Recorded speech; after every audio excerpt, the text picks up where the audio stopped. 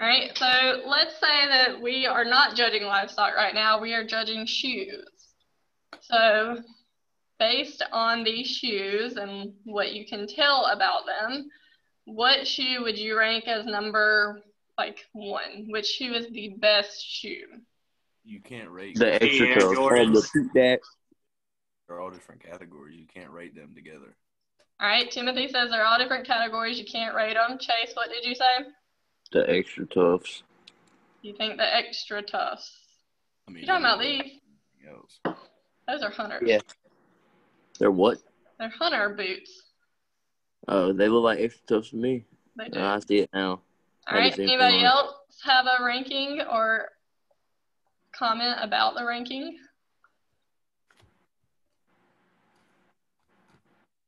I'd say the Air Jordans. Definitely. Jordans. Okay, why do we say Air Jordans? Just because it's got Michael Jordan name on it. For some people, that's what they like, for sure. All right, well, Timothy actually hit it on the head. We can't really rank these very well because they are all used for different things. If these were all different types of rain boots, then maybe we could actually rank them, 1 to 4, best to worst. But these all perform different jobs and they're all used for different things. So we can't really rank them. And so that would be the same as trying to rank a dairy cow and a beef cow in the same class. You can't really rank those because they are used for different things. And so that's how the groups are made for classes. They have a class for dairy cows and then they have a class for beef cows. Well, sometimes they have multiple classes of beef cows, and that's based on weight. Because you can't really compare a 500-pound cow with a 1,000-pound cow. That just isn't very fair. So they might have a lighter class, a lighter weight class, kind of like wrestling, a lighter weight, medium weight, and a heavyweight class. And so then those beef cows might be ranked each in there according to their weight. And then they'll have an overall class with the top one from each class. They come in and then they crown a grand champion, which would be the overall winner. And so, that hopefully helps you kind of distinguish between oh, well, we can't rank all cows together. We have to figure out if they're beef cows or dairy cows because we're looking for different things. Cow lives matter. They do. We need them for food. My computer's about to die, so when it dies, I'm going to hop on my phone. All right, so for this one, we have different types of tennis shoes. So for this activity, let's say that we're using the tennis shoes to run or walk or just for everyday life. So how would we rank them from best to worst? Please put Number 4 is the best. All right, you think number 4 is the best, okay? Yeah, I agree. Okay. Anybody else have a comment about which one might be the best? Sandlot 9s and number 3 definitely ain't the best. All right, so number 4 we say is the best, so that would be our first number. All right, so then let's go ahead and decide our worst. It's usually the easiest to do best and worst. 3. All right, so we've got some number 3s. Anybody else have a different opinion? No. All right.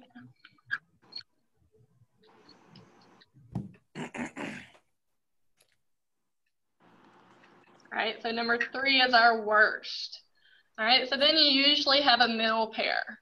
And so the middle pair, usually they're very similar. It's kind of hard to tell. You really have to kind of look at them and evaluate them at all angles. So which one would you say would be the next best to number 4? Would it be number 1 or number 2? Number 1. I say number 1 would be the second best. Okay. Same. Okay, we've got a lot of number 1s. Anybody disagree? Think that a different one would be better? Or that number 2 would be better? I mean, number 2's got the cushion. They do have cushion. That's a good. It's got way more cushion than number 1. That's all I'm saying. All right, way more cushion than number 1. All right, what else?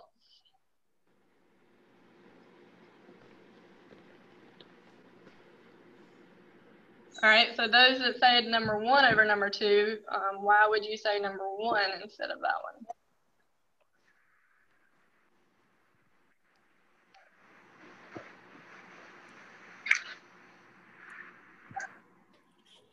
I like blinders. Number 2, like high-heeled tennis shoes.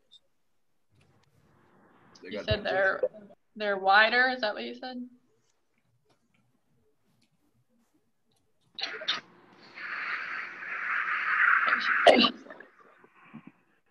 I didn't say that they're wider. I said, are they like, do they have like a heel on them? Oh, do they have a heel? It doesn't look like it, but I can't tell for sure. High heel on it. Like you trying to be a baddie, but you want to go take a run. Are you talking about number 2? Yeah. Oh, yeah, they have what are those, shocks? They're called shocks. Yeah, I got They look like on a vehicle. on my Nike running shoes. Got the rough country lift on her. Chill out, Timothy. All right, anybody else have a comment on why number 1 over number 2? Rear lifted gang on number 2. All right, so I would say, I don't feel like they're quite as dirty or as used as number 2, so they might, last a little bit longer. I agree with Timothy. These do have the shocks, so they might not be the best shoes for running, depending on what you like or walking, whatever you're doing. So, you kind of have to evaluate those. But I think overall, we probably agree that number 1 would be our next best. That's cool. So then we have number 2 there. All right, so this is what our placing would look like. If we were placing this class of shoes, it would be 4, 1, 2, 3.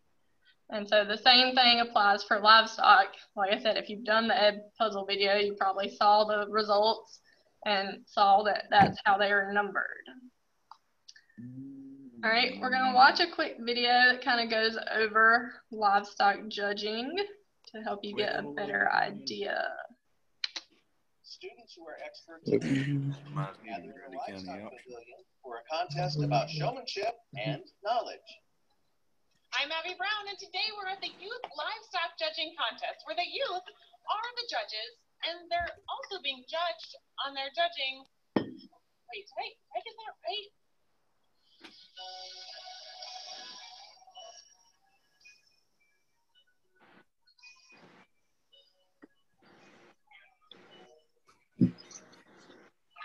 I found Chris Cassidy, and he is the superintendent of this contest, and he knows a lot more about this than I do. So, Chris, tell us what's going on today. So we're hosting a livestock judging contest for all kids that are involved in 4-H and FFA.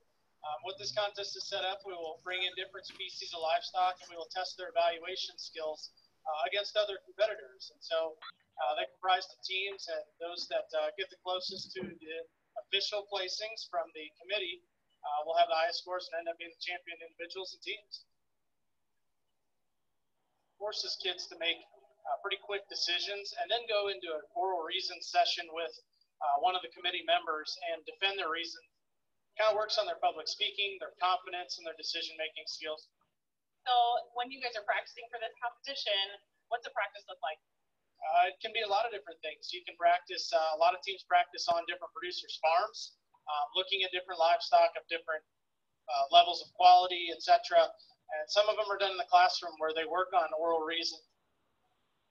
We'll write down what we think about the animals, and then we'll place them 1 through 4. And then at the end of the contest, we'll give 2 sets of reasons. 2 sets of what? Reasons. So like what? So reasons are basically like us telling the judges like why we placed the animals the way we did. So we have to like justify and like explain, and we have to like be confident in ourselves even though it may not be right. Hey guys, how's it going? Can we chat? You guys are a team for the judging today, right? Yeah. So who's going to be the judge today? All the kids that come here to participate in the judging contest. Including you, right? Yeah. So you participate in the team, and this is your team. And what is the contest all about? Pretty much we'll be judging cattle, sheep, and pigs. So just kind of judging on what they look like. Okay, what makes a really good cow? When they're really sound and they have a big butt. So what made you want to start judging? It's kind of a family tradition. What is this competition all about? Having fun. This is definitely something that kids will take a long ways in their life. And not everybody's going to end up being a national show judge, but the cool part about it is when we are building these life skills such as decision making, confidence, public speaking, those are good soft skills for them to improve their careers and just their lives going forward.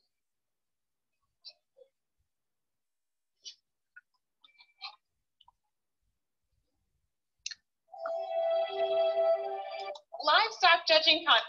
I found Chris Cassidy. Okay. They comprised of teams and those that. All right, so something I want to point out here about this. So the kids in the ring, they are doing what's called livestock showing. And I did this growing up. I also did a little bit of livestock judging, but not as much. I did more of the showing, but you can do both. But I raised cows, pigs, and goats, and we would raise them from babies. And then when they were about a year old, you would take them to a local fair, like Craven County Fair or the Lenoir Livestock Show or the state fair. You can also take them to the state fair. And so you show them. So you raise them, you want them to be the best quality, have the best quality meat. And then you take them and you show them in this ring just like this. And so there's always a judge that walks around and looks at your animal. He might ask you some questions. And so you have to work with your animal to make sure that they're used to you and to make sure that they're, you can kind of guide them. With pigs, it's a little bit harder. Goats and cows and lambs, you can kind of train a little bit easier. Pigs are not as easy to train. If you work with them well enough, they can be. But so it takes a lot of work. And so that's one thing that you can learn from livestock judging or showing is it takes a lot of work and a lot of responsibility, just like they kind of talked about in this video.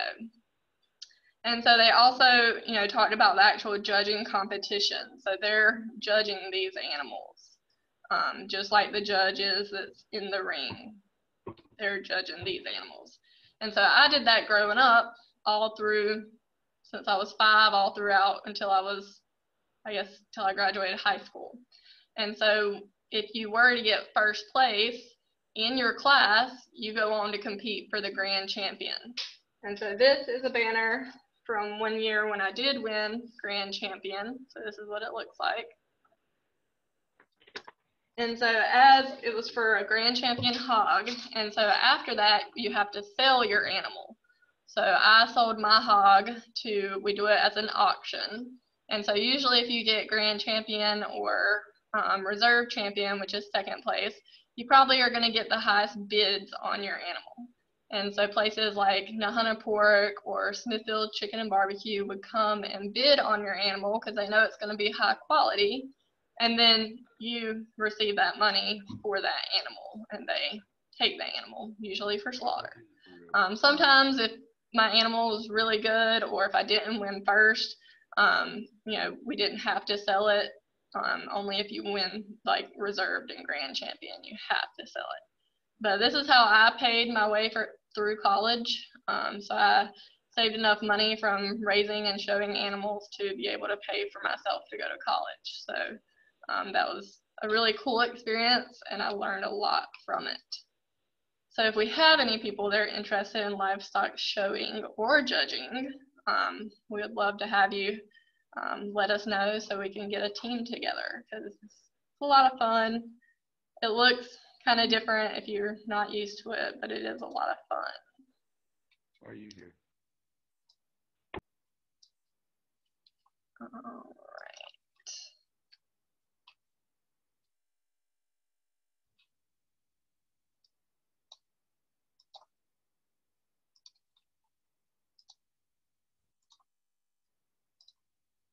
All right, so now we're going to give you some practice on judging some classes.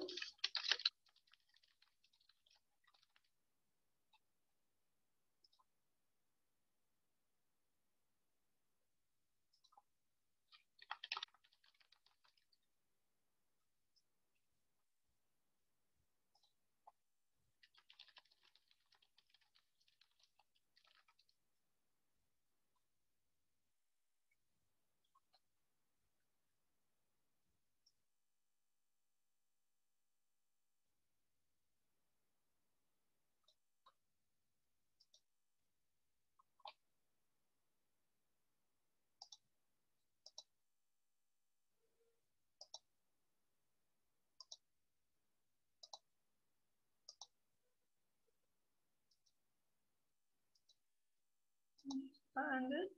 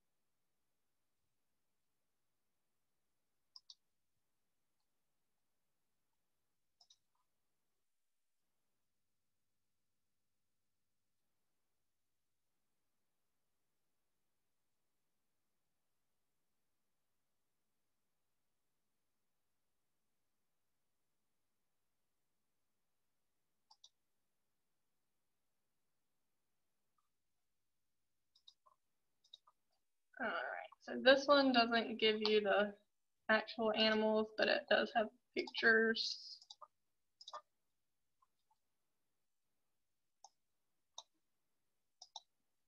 All right, so they're going to give you, just like the Ed Puzzle video, if you've watched it, it's going to give you different views of the animal. So if you have paper beside you, or like you can write it or type it out on a phone, whatever, if you want to take notes on the animals. And then at the end, they'll give you our placings. So at the end, I'm going to ask y'all to put your placings in the chat so we can see how many people would get it right. So we'll see how you do on judging. More at the end. So we start with heifer number 1. Here is heifer number 1.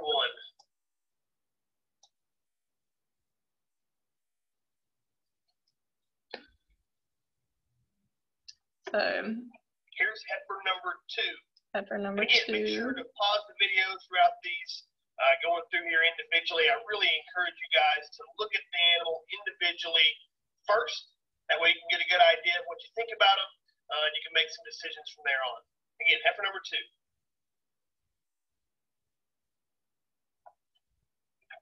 Heifer number 3.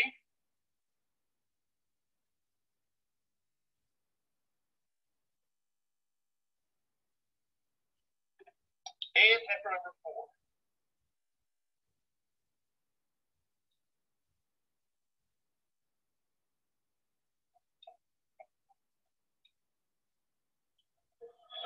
All right, here is your slide of all 4 of the heifers. So again, this would be the time for you to pause the video, go back, look. All right, so I'm gonna pause here for a second, give you a chance to look at all the heifers. 1, 2, 3, and 4, I believe. So when you look at them side by side, it kind of helps you compare a little bit easier. So from the side view, go ahead and pick out your top and your bottom. And then you should have your 2 middles that you have to decide between.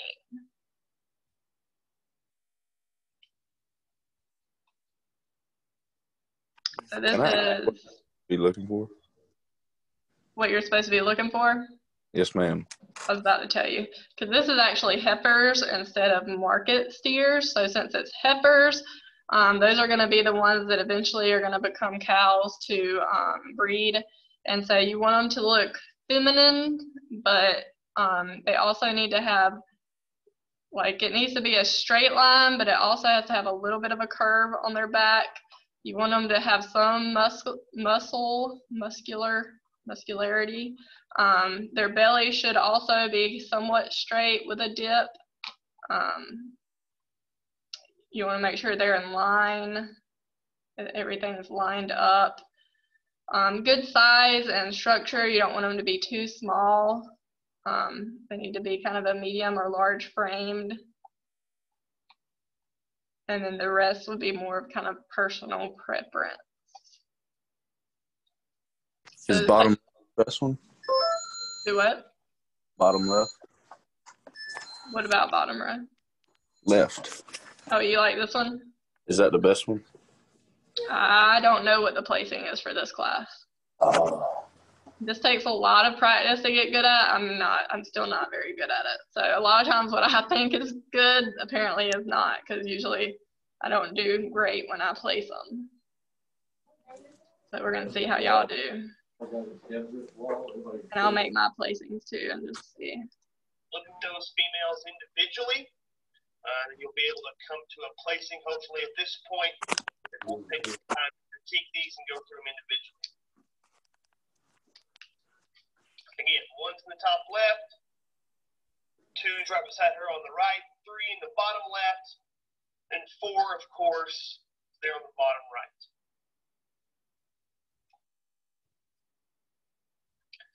Okay, so let's go back to heifer number one. We'll start critiquing this class.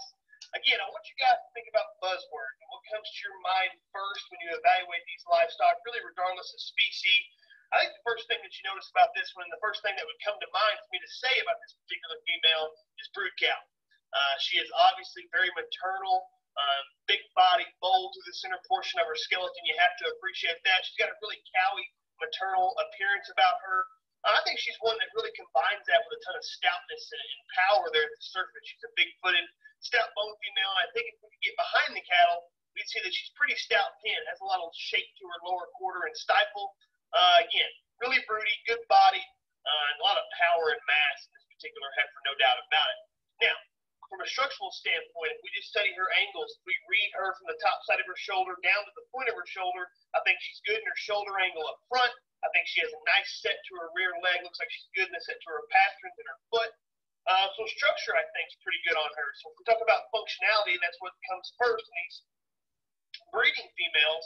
I think she certainly covers the basics of having a good body type, a sound structural base, no doubt about it. Now, if we wanted to get picky on this particular heifer, while I do think she is plenty elegant out of the top side of her shoulder, you could probably, to make her perfect, lengthen her out just a touch, maybe clean her throat up a little bit, make her a little better in her chest floor. That's getting awfully picky on a really nice female, one that, we talked about good, bad, or decent females.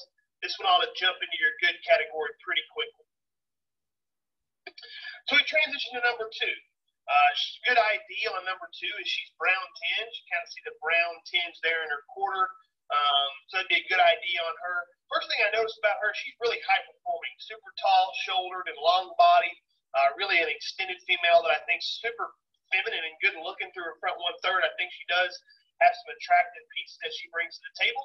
She's certainly level up top and square out of her hip, a really level hip female. And I do think, again, performance, being level and balanced really is pretty decent on this particular heifer. I think she does have some look. If we study her in terms of functionality, I think one of her downfalls immediately, you can see she's a little too shallow through her center body, not near the body depth as the heifer that we had number one. A little shallow bodied, she might be a little flat-sided. And certainly if you study her there in terms of her quarter, I think if we got it behind her, I think she'd probably be a little bit narrow, a little closed up. May not have quite the width and dimension is what we're looking for. And from a structural standpoint, she's probably not bad. Not perfect in terms of the set to her rear leg. She maybe wants to get a little crooked-legged as she sits them down on her hind two, but certainly acceptable from a structural standpoint. I think, again, high-performing, pretty good-looking heifer. Just maybe not near enough body, near enough substance. She looks kind of narrow and flat. Just from the side in this view, again, be a little better if we get in behind the cattle. But that's number two.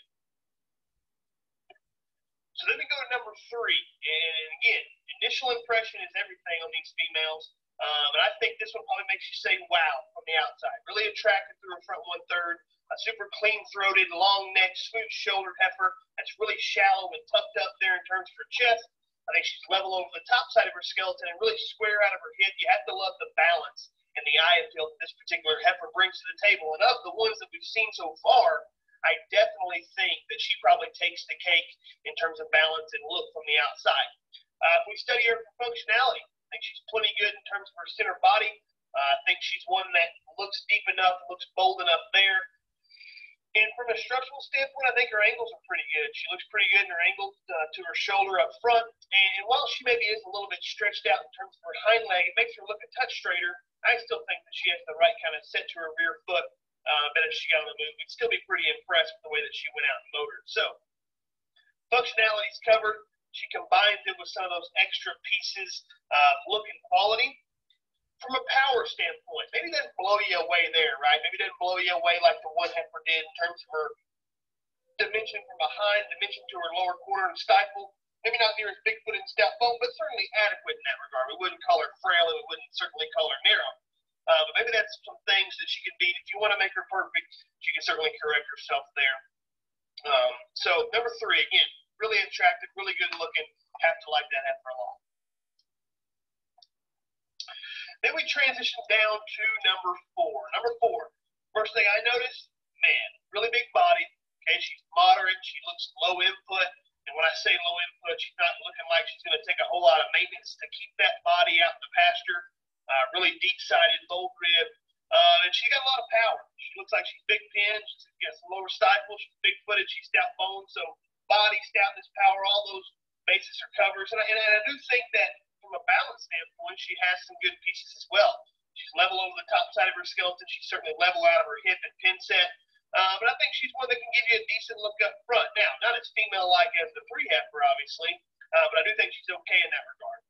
One big hickey on this particular female that I think kind of comes to the forefront, and again, I know it's difficult to evaluate pictures. You don't get to see these cattle on the move, but I think if you can get better at being able to evaluate these cattle's angles, I think you'll see that this heifer's too straight-shouldered.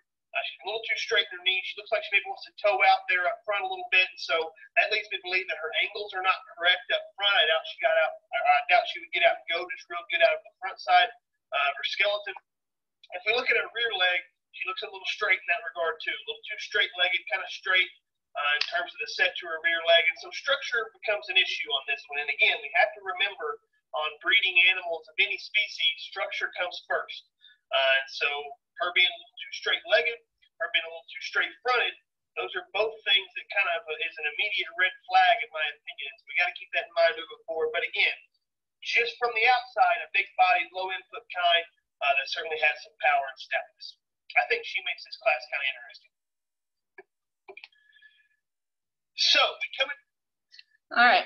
So how many of you actually understood what all he said? I think I'm gonna be right though. All right. So some people maybe understood some of it. Okay. No, I understand. Do what, Timothy? I said I understood. Yeah. So some of it you probably understood pretty well. You know, some of it may have not been as familiar to you in terms of his vocabulary. But hopefully you understood, you know, what he was talking about. Like with number 4 down here, you know, her angles. You can see that her shoulder angles are not as well defined as some of these other cows that we have. And so that's something you want to look for on your female breeding heifers.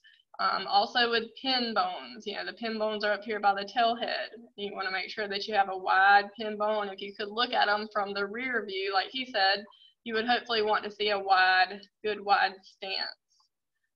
Obviously, we can't look at structural soundness as well because they're not walking. So since it's just pictures, it's a little bit harder to do as far as structural soundness to make sure they don't have a limp or that they don't, you know, walk kind of awkward, anything like that. So I'm going to give you a second. Go ahead and place yours how you think that they should be placed and put that in the chat, please.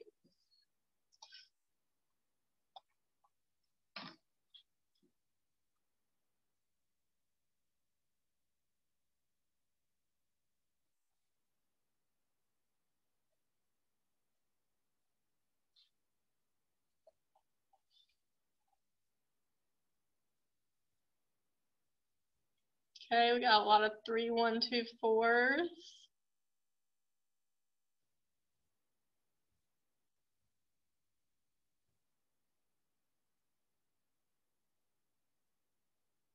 Okay.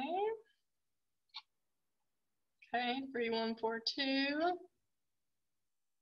I was with you there, Christina. I was going back and forth on 2 and 4. Which one was worse? Okay, thank you, Josiah.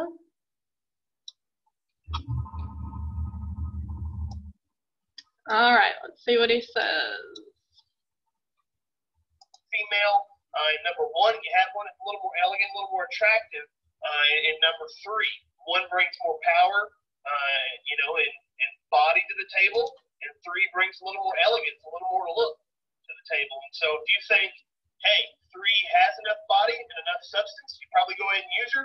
If you think, hey, I just want to go with the big picture look of 1, she's more powerful, she's fruitier, she's cowier, you can go with 1. I think that's a really, really tight pair.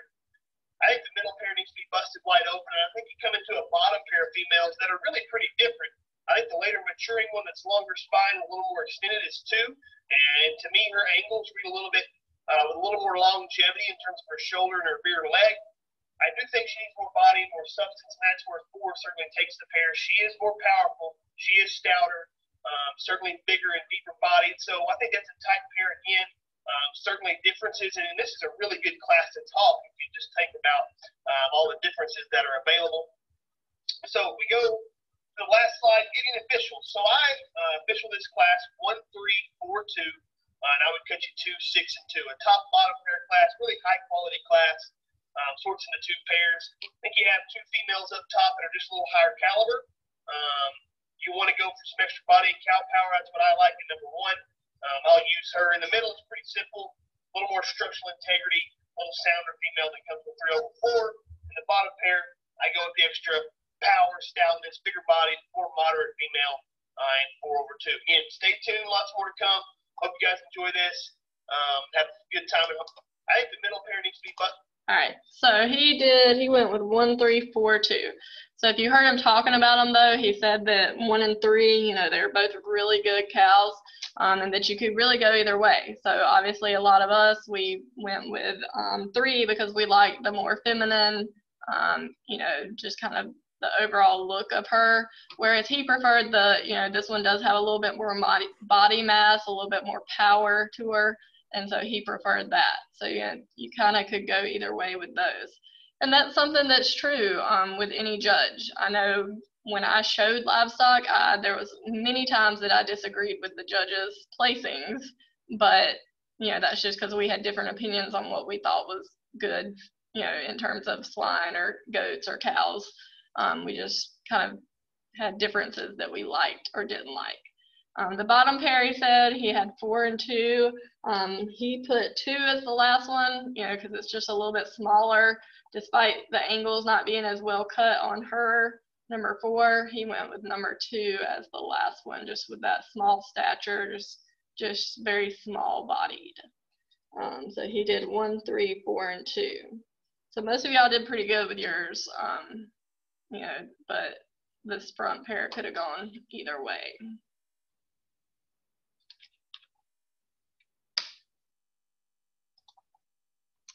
All right, any questions about livestock judging? I know that's kind of a lot in a little bit of time.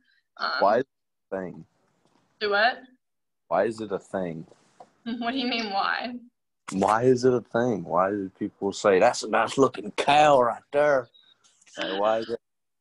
Well, we judge beef cows for their meat quality. And so, when they're looking at, the bulls or the steers and they're talking about them, in terms of quality, they're saying, oh, well, that's a really good cow for, raising to slaughter. It's got good genetics. You'd want to breed that bull so that you can have those same genetics. For heifers, the ones we just talked about, that's about breeding. And so there's some cows that, their body stature is just not made for breeding. And so you don't really want those if you're a breeding operation. And so that's kind of why it began, livestock judging kind of began. And then now, like I said, there are competitions. It's kind of a competition thing, but then that also is a professional job. You know, you have to judge them, and part of the farmer's money is based off of that. You know, what kind of quality cow he's taken to the slaughter, to the mill to sell. How can you tell how good a beef cow's meat is just by looking at it? Because you can tell their muscle. You They're know, thick, boy. their muscle compared to the others. I don't see this duck flying through the sky. I'm like, that one right there look good. Pow! Well, ducks are a little different. They're a lot smaller. But still, I'm just saying, how can you know that meat's going to taste good if it just looked good? Well, most of the time, that's the positive correlation there. Because if you have a fatty cow, I mean, and that's the thing with beef cows is there's a right proportion of fat versus muscle. Whereas if it's too fatty, all that meat is going to be way too fatty and not very good. It's not going to be tender. It's not going to have as much firmness. And then, sometimes you can have it where it's too muscular, it's too firm, and you're not going to have that fat flavoring that you need for the steak or the ribeye or whatever you're cooking. Wagyu, like the best in the world. Yeah. Wagyu, that type of cattle? Yeah, they got like the best meat. I've never had their meat, but I've heard that that's a good delicacy to have. It's the best of the best. So yeah, maybe tomorrow we'll try a class of beef cattle, see how you do picking out your beef cows to eat. I was going. Hold on. All right. Any other questions? What's the assignments for today? I was about to share that. Thank you, Josiah. So today, the only thing you have is just a kind of review assignment of what we talked about today. And so this video will also be posted later this afternoon. It has to convert, and I have to upload it before I can post it. So that takes a little while sometimes, but if you need to go back and watch it, then it will be posted. So today it's just right here, it says complete the livestock judging review assignment, and it's just a Google form, and it just kind of asks some questions that we went over today.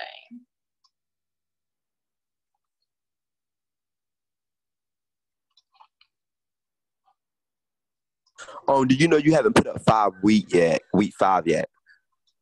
It should be open now. I know it wasn't first thing this morning, but it should be now. Okay. And then I have to put the rest of the assignments for the rest of the week too. All right, any other questions?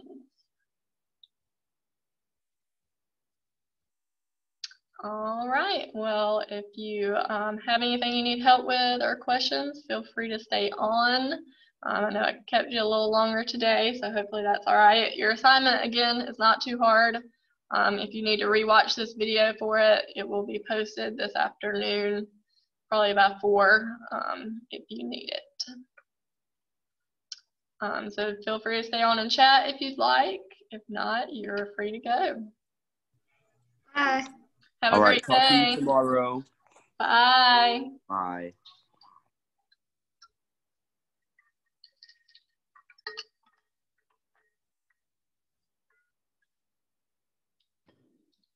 Is that a mustache, Chase?